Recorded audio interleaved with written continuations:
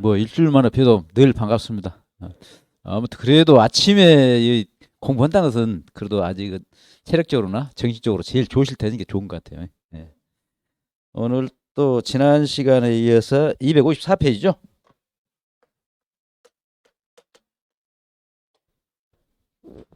광 했는데 햇빛이죠, 햇빛. 광이 없으면 사람도 못 살고 식물도 못 사는 거죠. 예. 광과 작물의 생리 작용입니다. 강합성의 수행.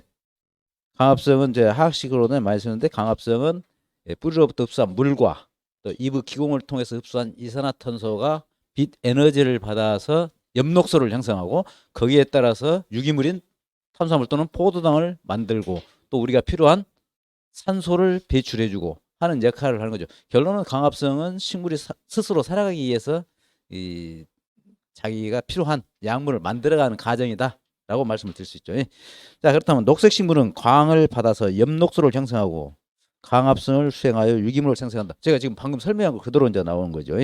강합성은 주로 450 나노메타의 청색광 그리고 650 나노메타의 적색광의 비습 파장에서 활발하게 일어난다.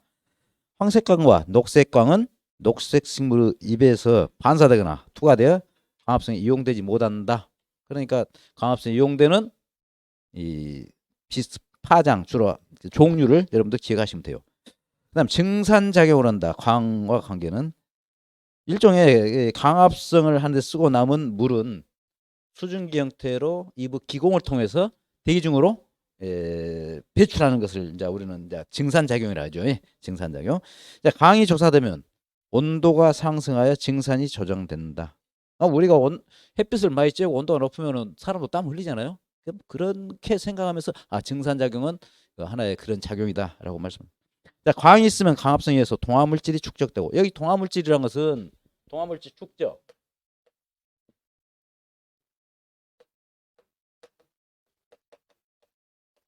동화물질 이것은 유기물이잖아요. 유기물. 우리가 강합성장에서 만들어내는 탄수화물. 이걸 말한 거예요. 그래서 유기물은 뭐이고 동화물질은 뭐냐 이러고 생각하시면 안 돼요. 이 강합성 작용은 탄소 동화 작용이에요. 그렇기 때문에 동화물질로도 칭한다 이라고 생각하시면 돼요. 그리고 공변세포. 이 공변세포는 기공을 구성하는 한 쌍의 세포다 이렇게만 생각하세요. 너무 깊이 들어가면 여러분들 안 돼요. 또 시험에 그렇게 나오도 않고. 이 공변세포의 삼투압이 높아진. 결론은 식물체, 생물은 일반적으로 수분이 70%를 차지하고 있어요. 그런데 이렇게 강합성 작용에서 유기물이 축적이 되면은 결론은 용질의 농도가 높아진다. 그러면 삼투압이 높아진다는 이야기죠.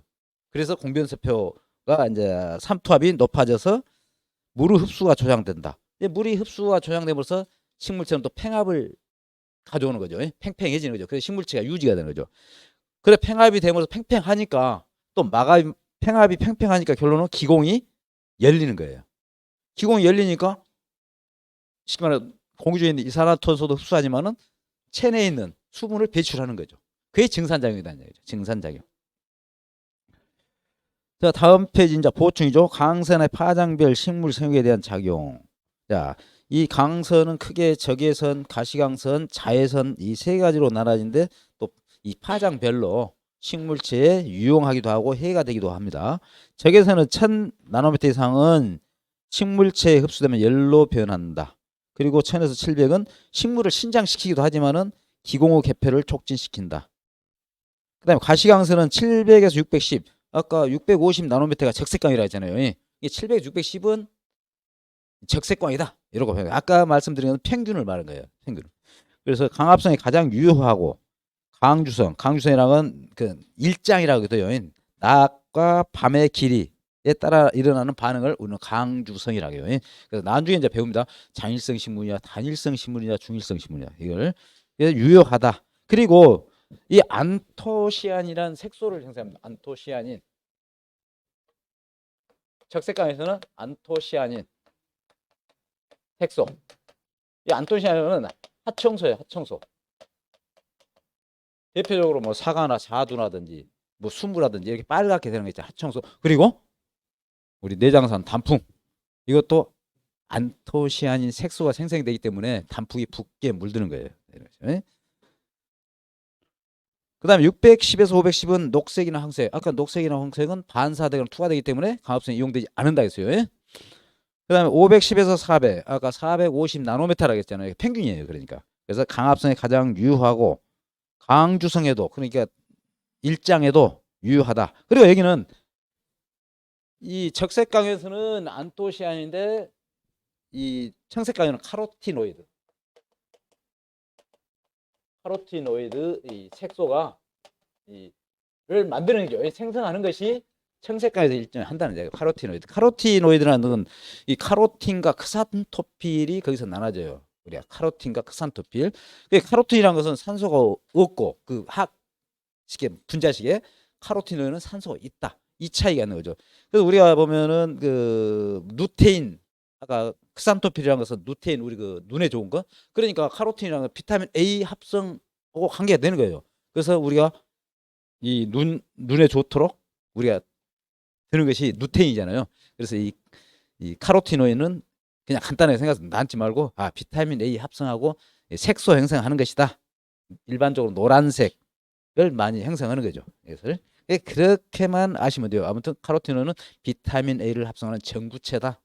그런데 어떤 데서 청색감에서 만들어진다.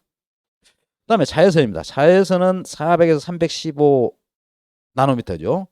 이 자외선은 어떤 역할을 하냐? 키를 작게 한다. 키를 작게 한다.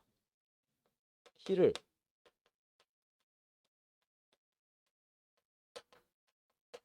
다른 말로 하면은 신장은 키잖아요. 신장을 크는 것을 억제한다. 그게 키를 작게 한다는 말을 나온다든지 신장을 억제한다든지 이런 것은 자외선을 역할한다. 그러니까 햇빛이 없으면은 여러분들이 작물이 안 클 것 같지만은 햇빛 속에는 자외선이 있기 때문에 이제 약간 약광이 될 수도 있겠죠. 그러니까 웃자라는 거예요. 연약하게 웃자라는 거예요. 대신 자외선이 있기 때문에 웃자라는 것을 억제하고 식물이 강건하게 어떻게 또 잎을 두껍게 하고 그 다음에 여기도 적색광과 마찬가지 안토시안 색소를 생성합니다. 그러니까 키를 작게 하고 신장을 억제하기 때문에 도장 웃자라는 것을 방지하는 거예요. 웃자라는 거. 그렇기 때문에 도장을 방지한다고 해서 결론은 키가 크면은 쓰러짐이 많잖아요. 도복을 방지하는 거예요. 이것이 자외선이 있기 때문에. 그래서 자외선이 없으면은 식물체가 웃자라 가지고 쓰러지고 강건하지 못해서 병충해에 걸리는 거죠. 그래서 이제 비가 많이 온다. 작년 2019년도 2020년도 비가 많이 왔죠. 54일간 비가 왔으니까요. 비가 오면 결론은 햇빛이 없는 거예요. 햇빛이 없으면 결론은 이런 자외선이 비치지 않기 때문에 식물체가 연약해지고 병충해도 많이 오고 웃자라게 하기 때문에 많은 쓰러짐이 발생해요. 그래서 재해가 발생하는 거예요. 그 다음에 315에서 280은 식물에 유해하다. 전혀 필요 없다는 얘기고 그리고 280 나노미터 이하가 될 때는 식물을 고사시킨다. 그래서 여러분들이 뭐 하나의 반응을 되기 때문에 제가 방금 설명드린 것 중에서 적색광과 그 다음에 청색광이 필요한데 어떤 반응을 하고 그 다음에 자외선의 역할이 어떤 역할인가 이것만 기억하시면 될 것 같아요. 그 다음에 호흡작용. 호흡작용은 우리가 자 광합성 작용은 자 광합성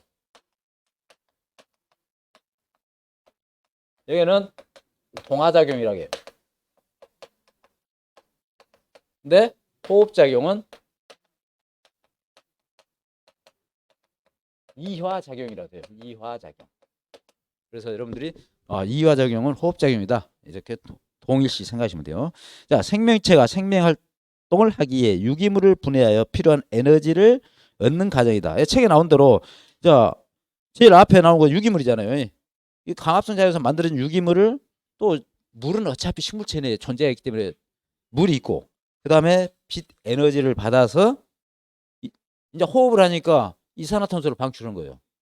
그리고 물은 또 형상적으로 발생이 되는 거예요. 속에 항상 있는 거기 때문에.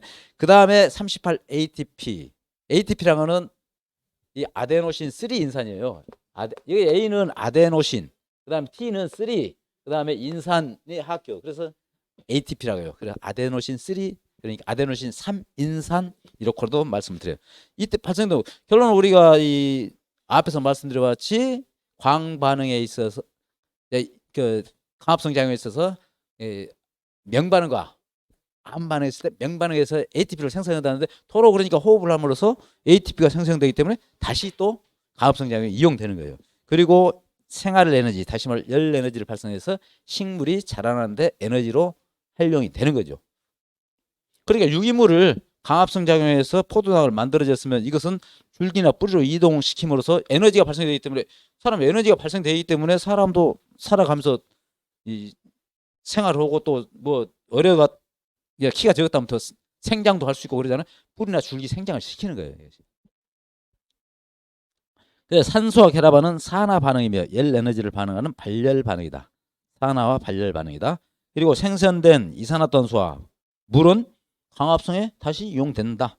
그리고 저장된 ATP가 ADP로 분해될 때 약 7.3kcal의 에너지가 방출되며 방출되는 에너지는 여러 가지 형태의 에너지로 전환되어 생명 활동에 쓰인다. 이때 생성된 ATP는 다시 광합성에 이용된다. 그러니까 ATP는 다시 ADP로 되고 그러니까 다시 광합성에 이용된다는 얘기죠. 그러니까 식물은 사실상 보면은 식물은 호흡은 밤에만 하는가? 그거 아니에요. 식물은 이 광합성과 호흡작용이 동시에 일어나요. 낮에는 광합성과 호흡작용이 동시에 일어나요. 그러잖아요. 어차피 숨을 쉬고 있으니까. 그러나 햇빛의 광합성이 크기 때문에 호흡작용이 안 일어나서 보이는 거예요. 그래서 아까 유기물인 포도당이 생성되고 밤에는 반대로 이 광합성이 없잖아요. 햇빛이 없으니까. 밤에는 호흡작용만 일어나는 것이고.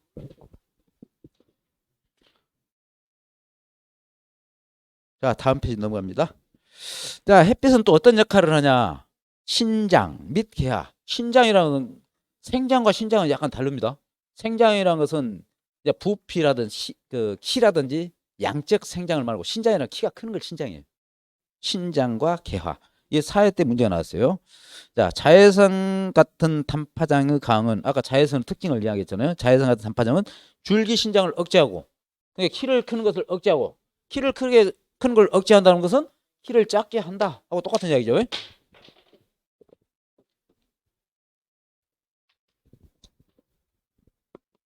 그리고 식물 잎이 두꺼워지고 키가 작아진다. 그 역할은 자외선이 한다. 그 말이죠. 그러니까 햇빛이 없고 비가 많이 오면 작물체가 웃자란다. 이라고 말씀합니다. 그다음 광 부족이나 자외선의 투과가 적은 환경에서는 약하고 도장이 웃자람을 도장이라고 합니다. 도장 용어를 여러분들 잘 알고 계셔야 돼요. 도장. 도장 키가 웃자란다. 그러면 도복 쓰러지는 것이고. 근데 강 조사가 좋으면 강이 잘 비치면 그 말이죠. 강 조사가 좋으면 강합성이 조장되어 탄수화물의 축적이 많아지고 따라서 CN율이 높아져서 이 화성 꽃이 되는 거죠. 화 형성이죠. 꽃눈이 형성되는 것을 촉진한다. 강이 조사되는 시간, 즉 일장의 장단도 화성 개화에 큰 영향을 준다. 예를 들어서 여기서 말하는 것은 일장은 해가 길고 짧고 단일성 식물은 가을에 해가 짧잖아요. 그때 꽃이 피는 것은 단일성 식물, 봄은 해가 길잖아요. 하지까지 그때는 장일이기 때문에 봄에 피는 꽃은 장일성이다. 이러고 생각하시면 돼요. 자, 여기서 CNU일. 자, 식물은 토양에서 뿌리가 수분과 질소 등 양분을 흡수하여 물관을 타고 가지나 잎, 열매에 공급한다. 반대로 잎에서는 탄소 동화작용. 여기서 탄소 동화작용은 말씀드린 바와 같이 이거예요. 왜? 잎 기공을 통해서 대기 중에 발생된 이산화탄소를 흡수해서 만들어낸 것이 유기물이잖아요. 이걸 만들어낸 것이 탄소 동화작용이에요. 그게 강합성이 탄소 동화작용이다. 그냥 동화작용이어도 탄소 동화작용이다. 이렇게 생각하시면 돼요. 그 다음에 이러한 결과로 탄소 동화작용에 의해 만들어진 탄수화물과 뿌리에서 흡수된 질소 성분의 비율을 우리는 CNU라 한다. 바꿔 말하면 탄수화물 나누기 질소를 CNU를 말하며 CU에 따라서 식물의 가지의 생장, 꽃눈 형성 및 결실에 영향을 미치게 되는 것이다. 자, 여기서 이제 이해를 좀 하셔야죠. 이제 우리가 CNU에 CN율이 낮으면 예를 들어 높으면 자 여기서 분모 분자잖아요. 어쨌든 간에. 낮다.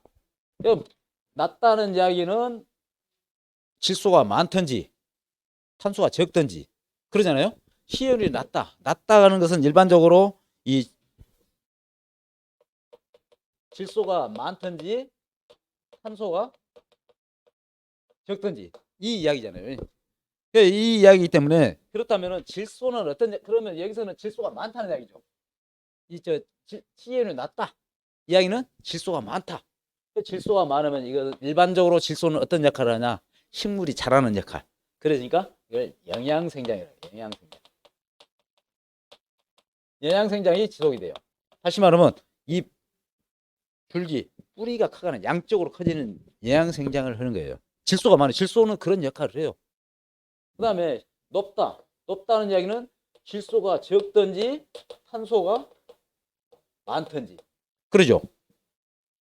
그럼 일반적으로 이런 자 이때는 어떤 때냐? 이때는 자 식물체를 자, 심었어요. 식물체 이렇게 심었어. 초기에 심었잖아요. 초기에 심으면은 어쨌든 간에 이 질소는 기본적으로 깊이 밑거름을 이제 주잖아요. 이제 그러면 질소는 높아. 대신 식물체는 이제 어리니까 입이 적어요. 입이 적죠. 어리니까 입이 적으면 어떻습니까? 입은 뭐 어떤 역할? 강합성을 하는 공장 역할을 하는 거예요. 입이 적으니까 그때는 질소가 많고 탄소가 적게 생성되는 거예요. 그러니까 시연이 나눠지니까 클 때까지. 사람도 그래서 그 결혼 정년기도 있고 그러잖아요. 마찬가지로 커서 정상적인 사람이 돼서 결혼을 하고 그런 거잖아요. 그래야 다음에 자기 이슬 정상적으로 건강한 사람을 태어나게 만드니까. 이것도 마찬가지. 식물체가 크면은 점점 커진다. 여기는 이제 소모가 되잖아요. 질소는 이제 점차 소모가 되고 여기는 커가니까 입이 이제 많아지면서 공장이 많아지니까 탄소를 많이 만들어지는 거예요. 탄소가 많이 만들어지면 어떻습니까? 이제 이때는 야 나도 이제는 어른이 됐어. 어른이 됐으니까 내 이세를 만들어 놓고 나는 이제 내 인생을 마쳐야 돼. 1년생 작물이 같은 거 그래야 되잖아요. 이제. 그래서 열매를 맺히는 거예요. 이게 바로 생식 생장을 하는 거예요. 생식 생장이 뭐냐? 이것은 꽃을 만들고 열매를 만드는 거예요. 그래서 CN율이 높아진 것은 결론은 식물체 생장하면 높아질 수밖에 없어요. 강합성 작용을 많이 하니까. 유기물인 포도당을 다시 한번 탄수화물을 만들기 때문에 그런 거죠.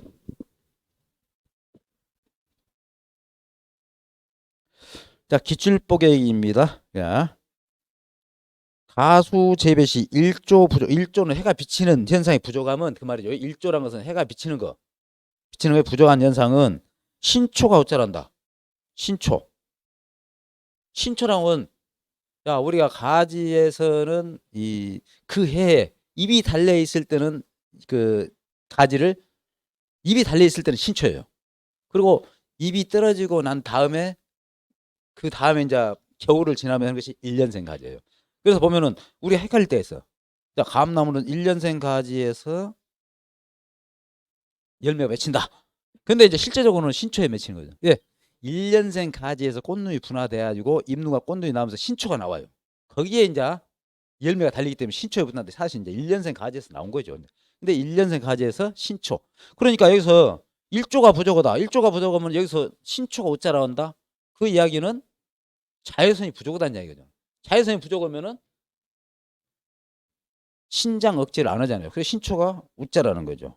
그러니까 답은 여기서 이제 답은 나온 거죠. 그다음에 꽃눈 형성을 촉진한다. 자, 1조가 부족하면 강합성 작용이 안 되기 때문에 이 탄소가 많이 안 만들어지잖아요. 이게 꽃눈 형성이 안 되는 거죠.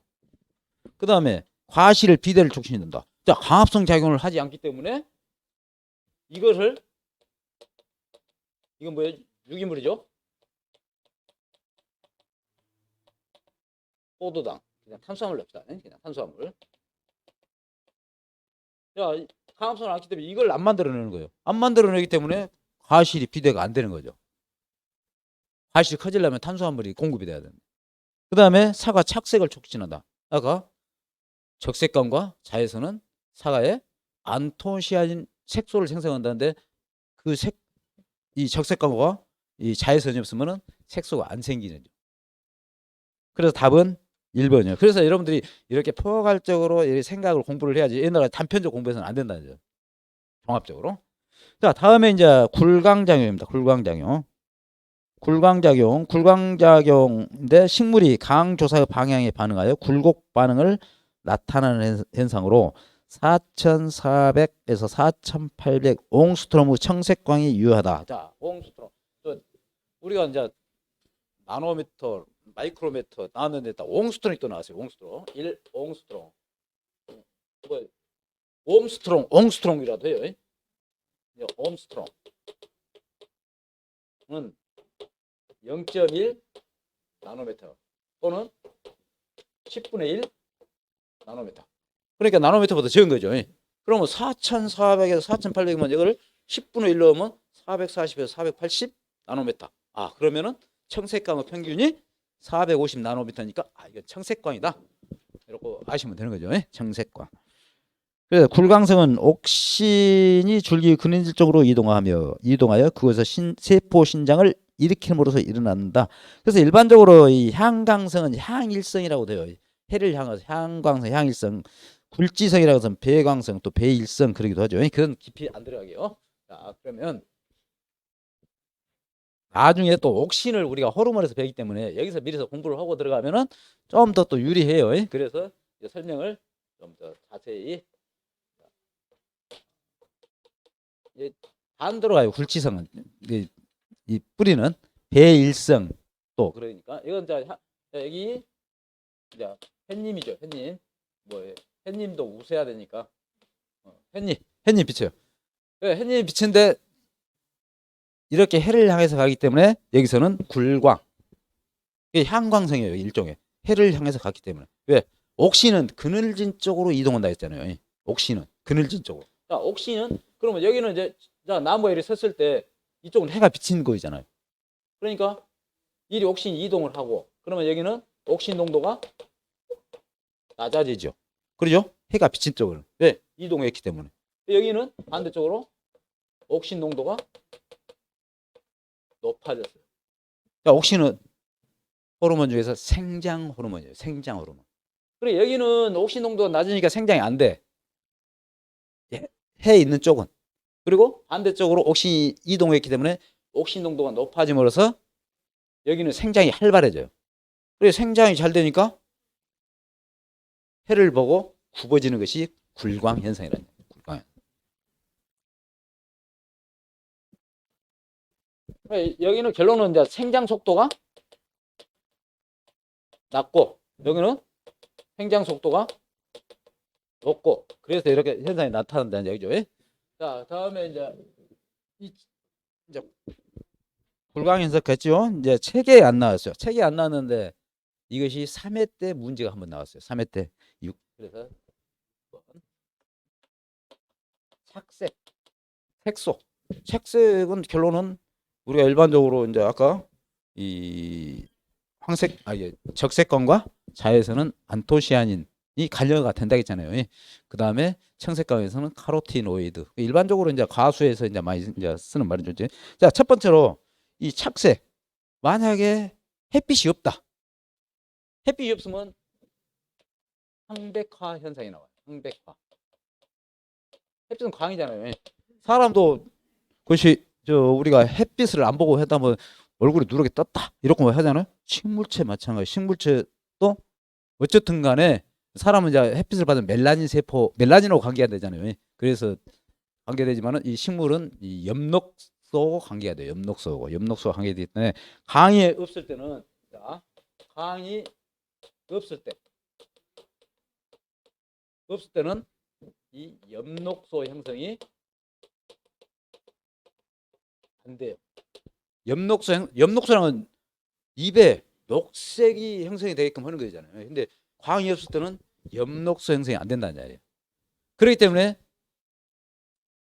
황백화, 누렇거나 하얗게 식물체 잎이 된다는 얘기죠. 황백화 현상이 일어난다는 얘기예요. 그리고 이 형성이 안 되고 그다음에 에티올린이라는 다망색 색소가 형성이 안 되고 에티올린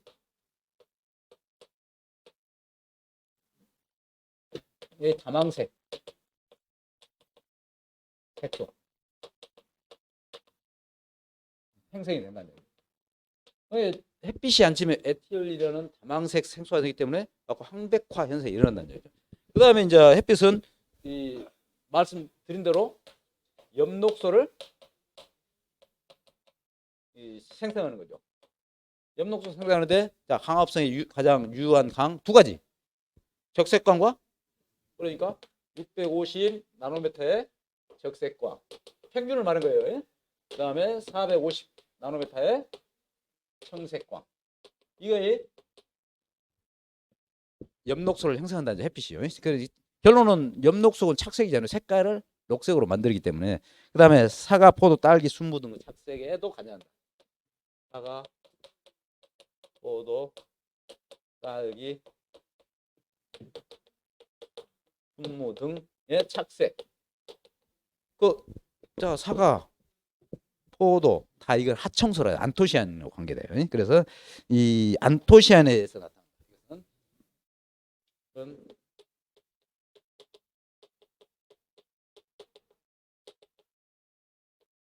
색소에서 의한다. 하청소예요. 안토시안은 하청소. 그래서 약간 자주 붉은색 이렇게 하는데 이거 안토시안은 비교적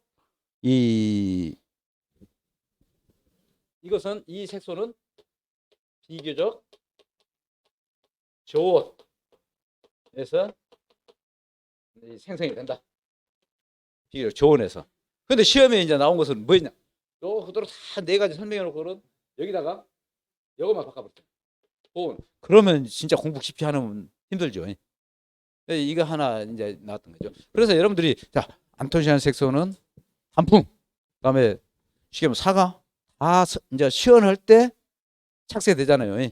그러니까 그러면 안토시안 색소는 저온에서 발생한다. 이러고 개념을 딱 정리해 놓으시면은 아마 크게 문제가 안 될 것이다. 이러고 보십니다. 그래서 안토시안 색소는 아까 전장에서 말씀드린 바와 같이 적색광과 자외선이 관여를 한다. 자, 다음 페이지 강보상점과 강포화점입니다. 이건 이제 문제가 2회 때, 4회 때 이렇게 나왔죠. 자, 강합성 속도와 강보상점, 강포화점에 대해 설명을 하는데 식물의 강합성과 호흡작용 이건 이제 뭐 설명만 해도 여러분들 이해하시면 돼요. 강합성 작용이라는 것은 자주 말씀드리지만 잎 기공을 통해서 이산화탄소를 흡수하고 뿌리를 통해서 흡수한 수분과 함께 빛 에너지를 받아서 엽록소가 생성되면은 유기물을 생성하고 그에 따라서 산소를 방출하는 과정이다. 그다음에 호흡작용은 산소를 흡수하고 이산화탄소를 방출하는 과정이다. 다시 말하면 유기물을 소모함으로써 이 호흡을 통해서 이산화탄소를 방출하는 거죠. 그러니까 낮에는 아까 설명도 드렸지만 강합성량이 호흡량보다 크기 때문에 일반적으로 이산화탄소를 흡수하고 산소를 방출한 것 같이 보인다는 이야기죠. 더 많으니까 강합성량이. 동시에 진행된다는 것을 여러분들이 기본적으로 알고 계시라는 얘기죠. 강합성량이 호흡량보다 많아 강합성에 필요한 이산화탄소를 흡수하고 강합성 결과 발생한 산소를 방출한다. 그러니까 낮에는 우리가 이 산책을 하더라도 산소가 방출되기 때문에 신선하고 좋은 공기였죠. 그러나 우리가 이제 뭐 아침 새벽 운동도 갑니다만은 그리 큰 문제가 안 되니까 그러지만은 우리가 이 이야기도 하잖아요. 새벽 운동 가면은 어쨌든 간에 이산화탄소를 많이 방출해서 해롭다. 아침 일찍 가지 마라. 이런 이야기도 있었잖아요. 그 이야기는 밤에는 호흡작용만 일어나기 때문에 이산화탄소만 배출하는 거예요. 강합성 작용이 안 일어나기 때문에 이산화탄소 흡수 않고 그다음에 산소 배출이 없다는 이야기죠. 아침 저녁에는 강합성량과 호흡량이 같다. 그래서 겉으로 보기에 기체의 출입이 없다. 강합성량과 호흡량이 같아 강합성 결과 생성된 산소가 모두 호흡에 이용되고 호흡 결과 발생한 이산화탄소가 모두 강합성에 이용된다. 그러니까 아침 저녁에는 강합성량 호흡량이 같다. 여러분. 밤에는 햇빛이 없잖아요. 그렇기 때문에 호흡만 일어난다. 그래서 공기 중에 있는 산소만 흡수하고 이산화탄소를 배출한다. 그래서 빛이 없어 강합성이 일어나지 않고 호흡만 일어나므로 호흡에 필요한 산소를 흡수하고 호흡 결과 발생한 이산화탄소를 방출한다. 그래서 이 새벽녘에 밤에는 우리가 이 숲속에 가면은 이산화탄소 농도가 높다. 이러고 생각하시면 돼요.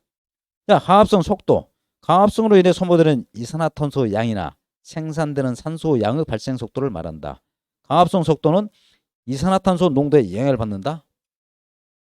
이산화탄소 농도가 증가하면 강압성 속도는 증가하지만 일정 수준, 다시 말하면 0.1%까지 그 이상 넘어지면은 이제 포화점에 걸려서 더 이상 증가하지 않는다.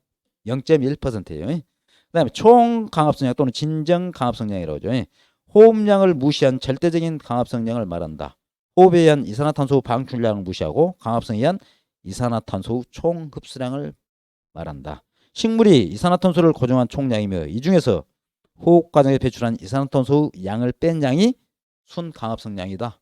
그러니까 다시 말된다면 총 강압성량에서 호흡량을 뺀 것은 순강압성량 또는 예견상 또는 예관상 강압성량이다. 라고 말씀드릴 수 있죠. 계산식은 이제 그대로 설명한 것을 계산하는 거죠. 이제. 순강압성량. 그 다시 말하면 총 강압성량은 순강압성량 플러스 호흡량이다. 자, 순강압성량 또는 예관성 강압성량은 그래서 이제 강보상점 이게 이제 2회 때 시험이 나왔던 거죠. 설명을 하고 어떤 것이냐 했습니다. 자, 식물이 강압성을 위해 흡수한 이산화탄소 양과 호흡으로 방출한 이산화탄소 양이 같은 지점을 말한다. 강도가 강의 세기가 강보상점 이상일 때 식물이 생겨난다. 그러니까 호흡량과 강압성량이 같으면은 유기물의 축적이 없어지잖아요. 축적이 없어지면 식물 생겨나는데 도움이 안 된다는 얘기죠. 그게 그대로 유지만 하는 거죠. 자, 순강압성 속도가 0이 되는 강의 조도를 우리는 강보상점이라 한다. 총 강압성량과 호흡량이 같은 것이다. 이때는 언제냐? 아침과 저녁이라겠죠. 하루 동안 아침 저녁 두 번에 걸쳐 존재한다. 강포화점. 식물의 강압성 속도가 더 이상 증가하지 않을 때의 비스세기. 그다음에 다시 말하면 강포화점까지 비스세기가 주어질 때 강압성 속도가 최대가 된다. 강의 조도가 그러니까 강의 세기가 보상점을 넘어서 커짐에 따라 강압성 속도도 증대하나 어느 한계에 이르면 그 이상 강을 강하게 받아도 강압성 속도는 증대하지 않게 되는 걸 말한다. 그러니까 강포화점은 강포화가 개시되는 것을 말한다. 그러니까 다시 말씀드리면은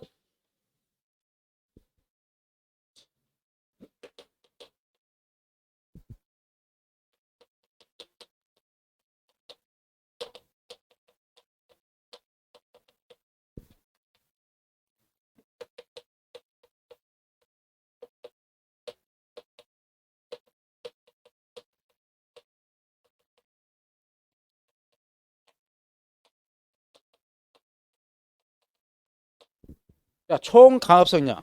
또 우리가 이제 경제적 용어로 말한다 하면은 어쨌든 간에 여기는 총 수입이죠. 총 수입.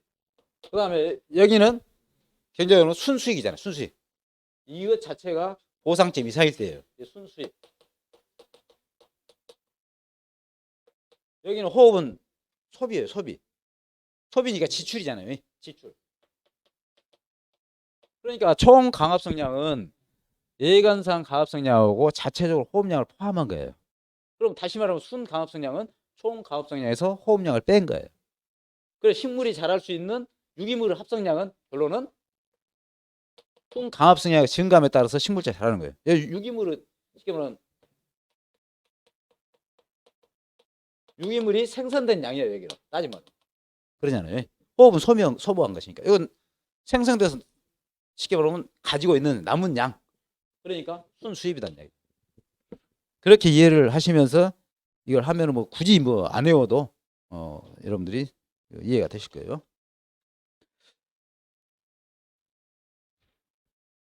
책에 나왔지만 어쨌든 그림을 한번 더 그려서 보는 것이 좀 더 낫죠. 시각적으로.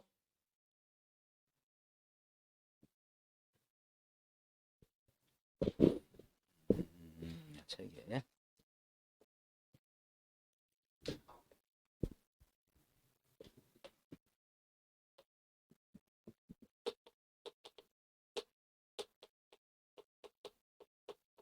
비스세기 하면 이제 조도, 강도 그렇게 할 수 있죠.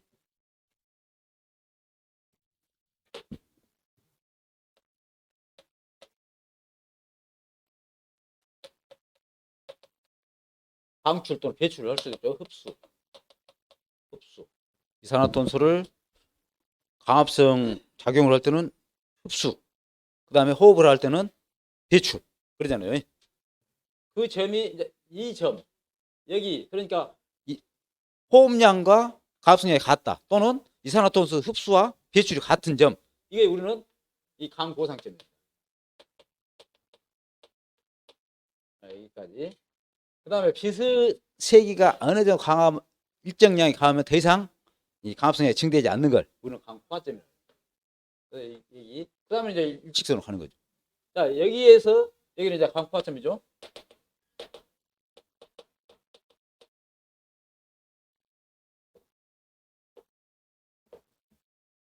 자,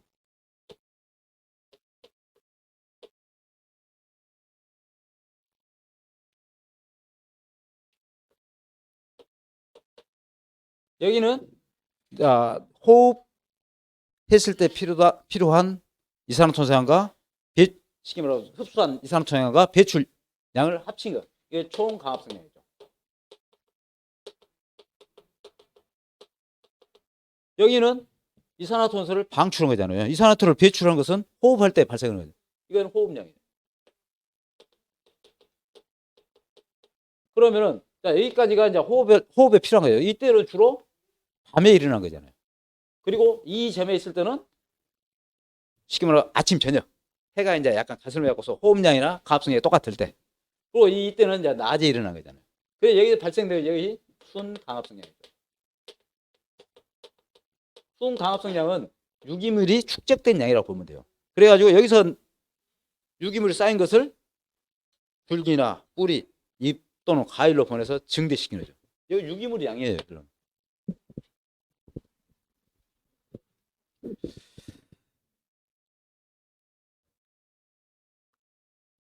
다음 이제 보상점과 내음성입니다. 보상점. 식물은 보상점 이상. 여기서 말하는 보상점이라는 것은 강 보상점을 말하는 거죠.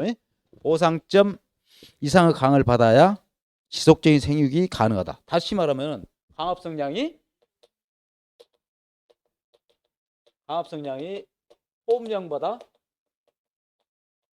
커야지 유기물이 축적돼서 식물이 자란다는 이야기죠. 네, 보상점이 낮은 식물은 그늘에 견딜 수 있어 내음성이 강하다. 그리고 내음성이 높으면 내음성이랑 여기서 말하는 내음성은 그늘에 잘 견디는 그늘에 잘 자라는 다시 말해 내음성이 높은 것은 내음성이 높은 것은 일종의 음지식물이라고 또는 음생식물. 그 다음에 내음성이 약한 것은 그늘에 약한 것은 다른 말로 이것은 햇빛에 잘 자라는 양지식물 또는 양생식물 이렇게 표현을 했습니다. 여러분들 그런 것은 이해를 하셔야 돼요. 그래야지 어떻게 변화를 시키더라도 이 문제 풀 때 어려움이 없는 거죠. 그 다음에 내음성이 높으면 초류는 수림 속에 적응할 수 있고 숲 속에는 어쨌든 간에 그늘이 많잖아요. 수목은 음지에 적응하고 수림 내에서 생존 경쟁에 이로우며 작물에서는 초생재배나 간 혼장이 가능하게 된다. 작물의 초생재배는 왜 그래요? 초생재배는 주로 가수원에 있어서 이 토양의 침식 방지라든지 이런 걸 방지하기 위해서 가수 수목 사이에 작물을 심는 것이 초생재배예요. 그러니까 가수는 크면 그늘을 만들어 보잖아요. 그늘 밑에 자랄 수 있는 이런 것이 내음성이 강한 것이다. 그래서 일반적으로 보면은 이 그림으로 봤을 때 이거 일반적인 작물이다. 내음성이 강한 작물은 강보상점이 낮아도 된다 했잖아요. 여기 또 일반적으로 내음성이 강한 작물은 강포화점은 낮아. 그래서 이런 식으로 갈 수 있다는 얘기죠. 내음성이 강한 작물은 햇빛이 적어도 잘 자라는 작물, 음지식물이다. 이렇게 말씀드릴 수가 있죠.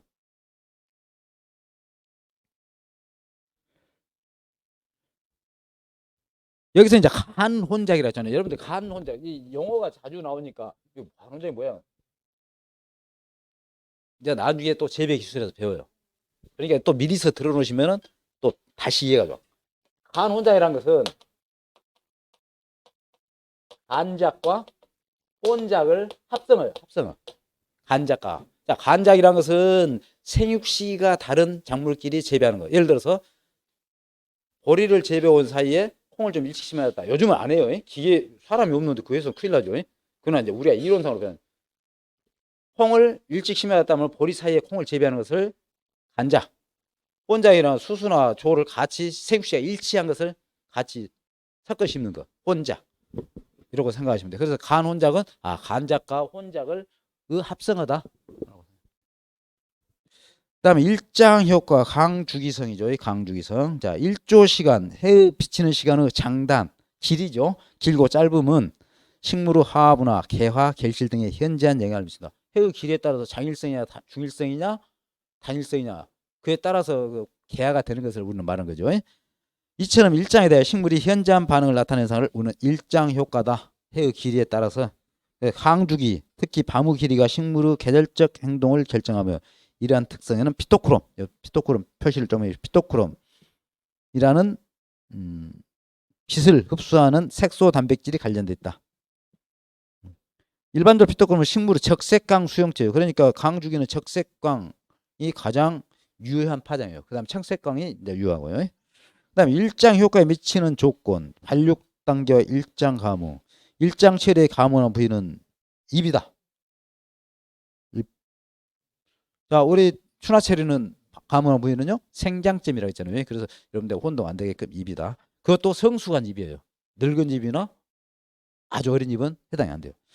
발화상초 어린 식물의 잎은 일장에 잘 가무하지 않으며 어느 정도 발육 과정이 진행된 잎 성엽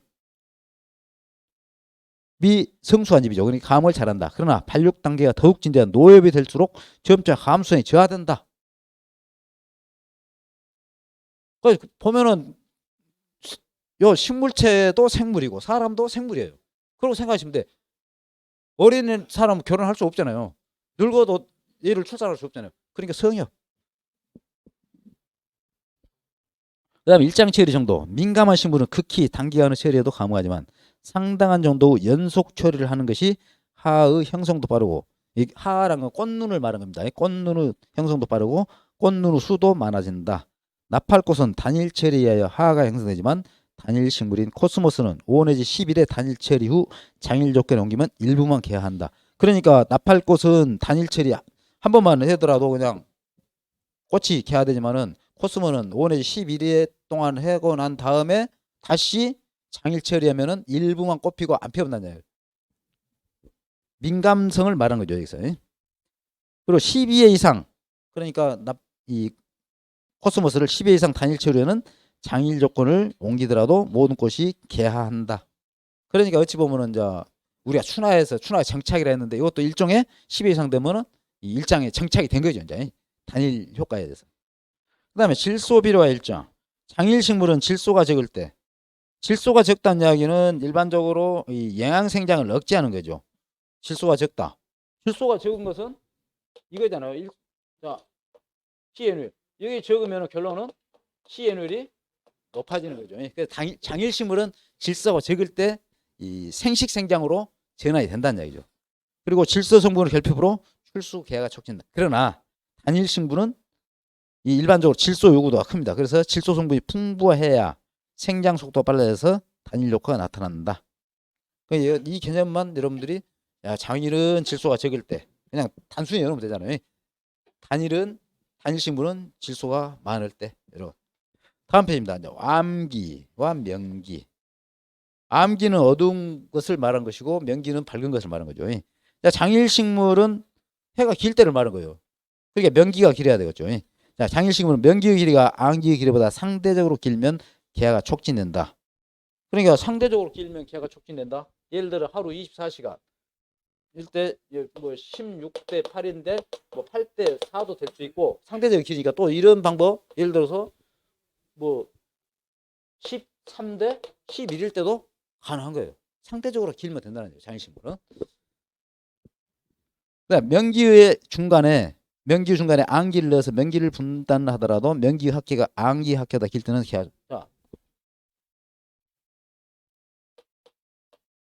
16, 18이라고 했잖아요. 네? 명기. 근데 여기 2시간을 암기를 넣었어요. 암기를.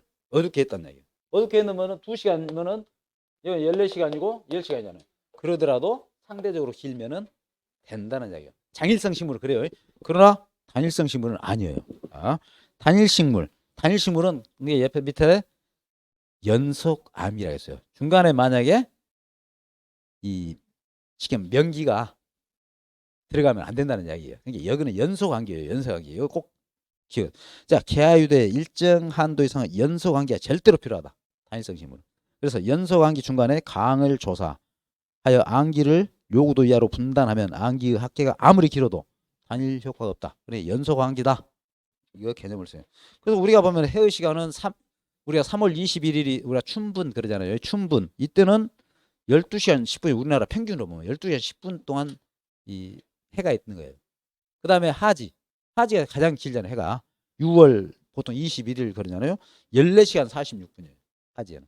그 다음에 추분이 이제 이 9월 달이잖아요. 9월 23일. 이때는 12시간 8분 정도. 그 다음에 이제 우리가 12월 22일 동지 그러잖아요. 이때는 9시간 35분밖에 안 돼요. 해 길이가. 그러니까 이 가을이 갈수록 해가 짧아지고 단일성 식물이다.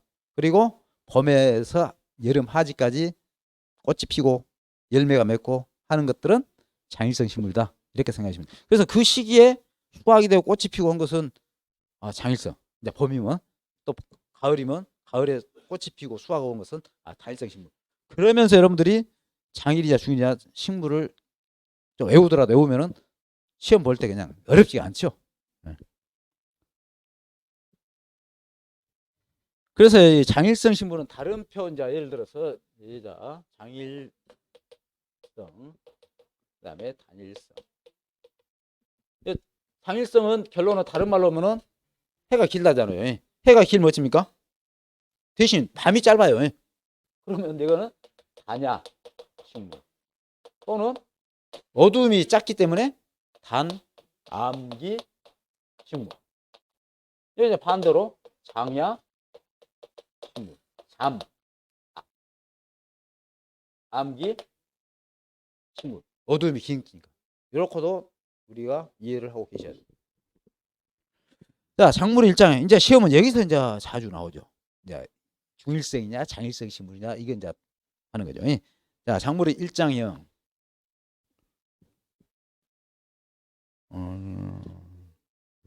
뭐 있으라? 여기까지 하고 우리가 좀 또 다음 시간 조절해 드릴게요. 이양한 거니까. 자, 장일식물. 장일식물이라는 것은 한개 일장보다 긴 16내 18시간의 일장 조건에서 개하는 식물이다. 유도 일장의 주체가 장일체에 있고 한개 일장은 단일체에 있다. 자, 유도 일장. 여기서 유도 일장. 그 다음에 비유도 일장. 한개 일장. 유도 일장에는 그대로 유도. 그러니까 꽃이 피도록 유도하는 일장. 그러면 예를 들어서 장일성 식물은 장일일도 유도하는 거예요. 그러죠? 단일성 식물은 단일일도 유도. 그리고 비유도는 유도를 못하도록 하는 거예요. 그러면 장일성 식물은 단일일 때 비유도예요. 그러죠? 단일성 식물은 때는 장일일 때. 장일 식물은 단일일 때. 그 한계 일장도 비유도 일장하고 같다 개념으로 생각하세요. 그러면 여러분들 혼동 안 돼요. 그 다음에 이런 주로 식물은 시금치나 완두, 밀, 감자, 양파, 가고, 보리, 무, 누에콩, 뭐 상추, 배추, 금오초, 꽃종류도 나오고 양귀비, 유채 이런 것들 주로 봄에 꽃대가 나온 것들을 생각하면 돼요. 꽃대가 나오는 거. 그래서 여기서 보리는 이제 봄에 우리가 수확을 하잖아요. 밀도 그러고 꽃 종류는 금오초라든지 이런 거를 이제 말하는 거죠. 양파도 마찬가지고 배추도 마찬가지예요. 그래서 항상 이야기 드리지만 원회적으로 사람이 꽃대가 나온다, 추대가 나온다, 품질이 떨어진 거예요. 그리 양분이 다 가기 때문에. 그래서 꽃대가 안 나오도록 재배하기 위해서 여름에 무나 배추를 파종해갖고 가을에 수확하는 거예요.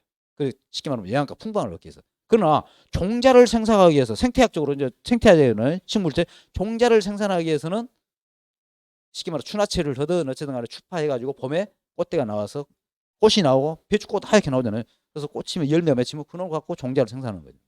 그래서 여기서 공부하는 것은 일반적으로 생태학적, 식물학적 특성으로서 여러분들이 공부를 하셔야 된다는 얘기예요. 우리가 원회적으로 배추는 여름에 심하고 가을에 우리가 해갖고 먹는데 이건 우리가 원회적으로 품질 좋은 것을 이용하기 위해서 그렇게 재배하는 것 뿐이에요. 그다음에 단일 식물. 단일 상태에서 화성이 유도 촉진되는 식물이다. 유도 일정은 주체가 단일식이 있고 그리고 한계 일정과 비유도 일정은 장일식이 있다. 주로 가을에 피는 꽃으로 벼, 옥수, 조, 피, 콩, 기장, 담배, 코스모스, 국화, 나팔꽃, 들깨, 포인세다, 맨드라미 등 이런 것들이 있다. 그다음에 중간식물 또는 정일식물이라죠. 중간식물. 중성하고 중간식물 틀린다. 중간식물은 정일식물이고 좁은 범위의 일장에서만 화성이 유도 촉진되며 두 개의 한계 일장이 있다. 다시 말하면 12시간과 12시간 40분 범위 내에서만 한다. 그래서 이것은 중간식물은 이 사탕수 F106 이것만 여러분들이 기억하시면 될 것 같아요. 그 다음에 장단일 식물. 장단이라는 건 앞에는 장일, 뒤에는 단일. 그러니까 처음은 장일이고 뒤에 단일이 되며 화성이 유도되며 항상 일정한 일장에 두면 화성이 유도되지 않는 식물이다. 야레향. 야레향에는 밤에 피는 자스민이라고 하는데 뭐 열대 중앙 아메리카 원산이에요. 이것은 처음에 12시간 이상의 장일에 5일 이상 두고 12시간 30분 이하의 단일에 이제 여기서 말은 좀 말이 안 맞긴 하지만은 쉽게 말해 해의 길이가 길어진데도 이 단일에 두어야 개한다. 근데 이런 것은 우리나라에 거의 없기 때문에 여기 단장일만 빼놓고 장단일은 거의 없어요. 여기서 그냥 장단일은 야래향 이것만 생각하십시오. 그 다음에 단장일 이건 이제 시험에 한 번씩 나올 수 있어요. 처음은 단일이고 뒤에 장일이 되면 화성이 유도 촉진되는 식물 펠라고늄, 제라늄류죠. 그다음 딸기 주로 딸기 식물에서 이제 이런 게 잘 나오죠. 딸기는 우리가 가장 우리가 많이 이용 식용으로 사서 드시고 하기 때문에 많이 재배를 하신 거잖아요. 그다음에 중성식물. 중성식물은 중일성 식물이라고도 하죠. 중성식물. 식물.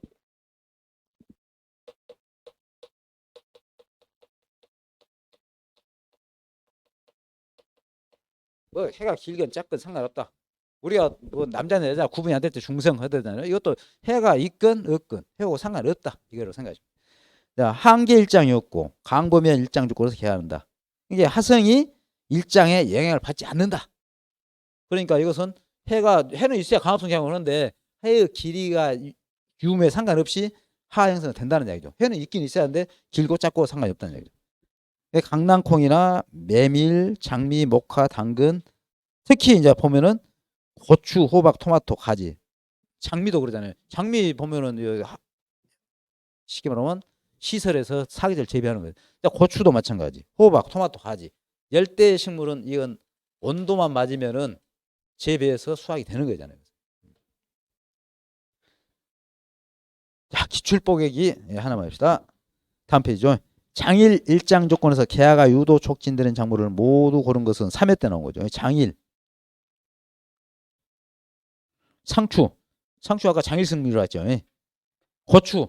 고추는 어쨌든 이 열매 채소, 특히 열매 채소. 열매 채소들은 대부분이 여름에 많이 생산돼요. 여름에. 이런 것들은 되게 중성식물이에요. 그것만 구분 잘 하시면 돼요.